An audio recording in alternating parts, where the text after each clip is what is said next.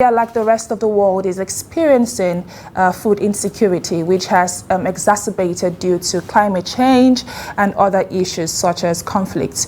But joining me now to discuss how we can address the issue of food insecurity is an economic analyst, Rabiu Hassan Tukur.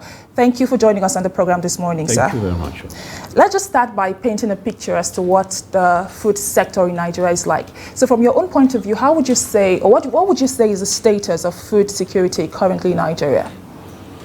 Thank you very much for having me on this program. I think it would be a very easy thing to dimension. I mean, the state of food insecurity in Nigeria. First and foremost, typically with Nigeria, Nigeria is still in the list of the 10 countries in Africa, according to the World Food Programme, that is actually one of the 10 countries in Africa that actually have a very serious challenge with food security. I think the fifth on the list, I should say, with about 12 million people, facing acute food shortages. And when we're talking of food security, food insecurity, it's not about the availability of food, it's about the sustainability of supply. When people are not afraid of, are not actually looking at how do I get the next meal, or the next day, or what happened the next week, or what have you. So from the global understanding of food security, Nigeria is one of the contributors of hungry people in Africa. I mean, with 12 million people, according to the World Food Programme, I mean, tells you we have people in Nigeria that have this very serious issue around food shortages and around hunger, and all the negative outcomes that actually evolves around that situation. And of course, Nigeria being there in the list of 10, and then you now have Africa being like the epicenter. But how did we get here? Because I understand that over time there has been policies implemented to ensure that food is adequate for the population that we have in Nigeria, which is over 210 million according to the National Populations Commission. But how did we get to this point that we are at the moment? Yeah, a lot of factors. There are salient factors, there are practical factors, there are global factors and what have you. But the issue of this food insecurity actually typically, at the global level, when we look at it, so many havocs in the global order, conflicts across regions all over the world. And in addition to that, the effects of climate change, which you have mentioned, and the failure of our policies locally, and then the attitudes of us Nigerians too is equally part of it. But to a large extent, as far as Nigeria is concerned, I will actually rest the blame or some of the reasons why we are where we are from the fact that the failure of our policy and the failure of the administration of policies over the years. Like I always say, I think Nigeria is the most endowed nation on this continent, endowed naturally. I mean, Nigeria is the only country that if all set of things are put in order, I mean, we can be having 3 harvests, 4 harvests annually. Using technology, there are companies that do 12, 13 harvests annually in Europe and North America using the smart technology. Now, it is the adoption of the appropriate policy, a mix of the appropriate policy and then appropriate governance that actually delivers policy, that actually delivers success, whatever thing we take. And agriculture is equally one of them. I mean, of course, Nigeria has been in the records of those countries that most of our policies don't actually get through to achieve the desired objectives as written on the policy documents and files and what have you.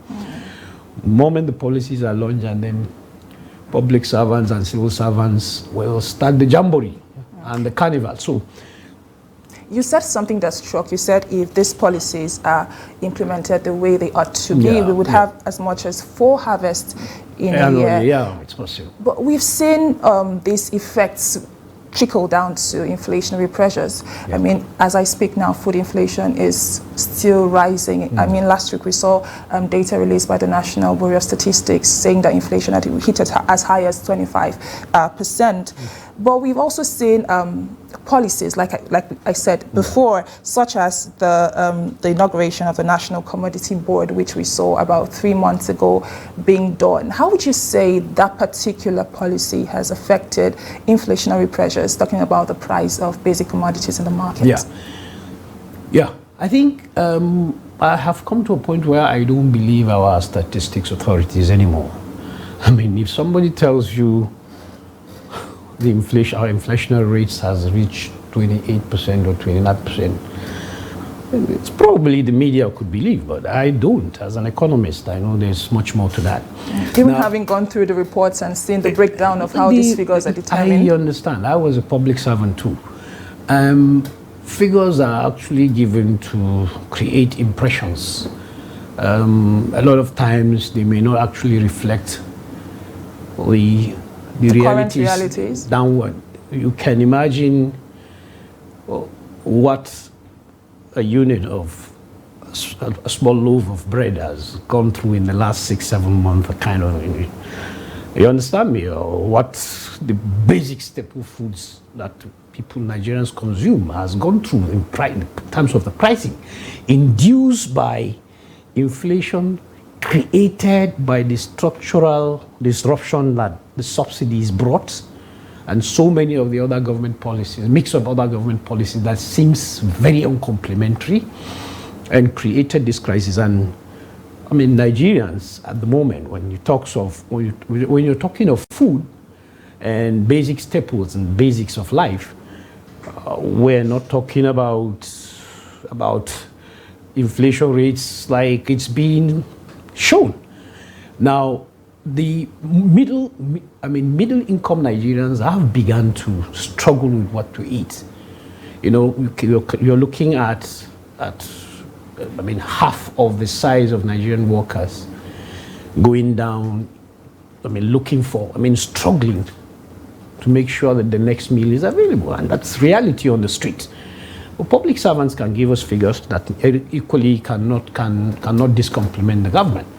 But now, the government is looking at one of the ways to get to revamp agriculture and its thing, and probably starting from like those angles that may not actually deliver the most impacts that are needed in the industry. Let me give you an example. Our commodity boards are mainly, in fact, right from their creation then, is to achieve some basic objective of stability, and then supply chain enhancement, and then price stability. But when we know it's not the existence of commodity boards that will actually maintain prices of commodities, that's one. Secondly, what commodities have we even been producing? Now, what is the quantum? And what's the kind of a production efficiency we're looking at? These are areas that the government should actually address. Let me give you some short examples. I mean, Nigeria had invested massively in agriculture, and I don't think there is any other government within the sub-region that has done that. But when you now quantify the quantum of investments done vis-a-vis the output end, because that's what an economist like me would always look at. If you have invested X, Y billion or trillion into it, the resulting productivity should be something that I can see and say, yes, this is a worthwhile investment. I've not seen that. We have like 8 or 9 river basin development authorities. Nigeria has currently about 3 million hectares of land 3 million hectares that you can actually produce throughout the season, the river basins that we have all over. But our river basin have yet been able to attain, our river basins are not yielding up to 30% of their potentials. I mean, these are the kind of angles I want the government to look at. A commodity boat can do well equally, but I think addressing the very fundamental cracks in our agricultural policy and then the administration are very, very fundamental and that we need to address. Okay, what has come to my mind now, and I'm sure is on the minds of most Nigerians, is how then can we boost Nigeria's food security? I mean, we've listed out the issues, the many problems we're facing, but on the other side, how then can we boost that sector? Now, one is to actually induce and increase efficiency in our farming practices. Now, our yield per hectare still lowest when you compare us with the developed economies. I mean, how much the same space of land can deliver here is like 9 times less than what the same square meter of land can deliver. And it's not that the quality of our soil has gone down, it's the agricultural inputs, the quality of things we do, the efficiency in the agricultural process, the efficiency you need in the lower value chain in the agricultural sector. I mean, the input, I mean, every other economic activity that is going to be done to make sure that the right input goes into the agriculture, and then those other set of activities that will be done after the harvest. I mean, the post-harvest losses in Nigeria can feed so many other nations because we don't have efficient infrastructure that can distribute the agricultural product. So distribution is one of distribution is on the secondary leg. I mean, so it's an entire value chain crisis that we have been into. Our output would always remain declining as long as the most efficient practices are not induced. You use more water to, you understand me? Globally, the Food and Agriculture Organization statistics is showing that the world uses about 70% of the total natural water supply for agriculture. And when you just oppose that, I mean, on country by country basis and see the resulting output, you will now notice that there are countries that despite that massive amount of water resources, yet the quantum of output, the quality of output has always remained, I mean, less optimal. Okay, our time is fast spent, but in 1 minute, I mean, there are future projections. One of those is one of the projections from FAO, that is the Food and Agriculture Organization, saying that 26.5 million Nigerians are at risk of hunger in the year 2024. What are your thoughts on that in 1 minute? Those factors that induce us into this crisis, as long as they remain there, I think we're going to still. The climate change is one of the things, and then we have to see some climate change resilience policies and then implemented effectively. And we have to see that government is doing well in terms of actually handling the conflicts that have actually exacerbated the situation.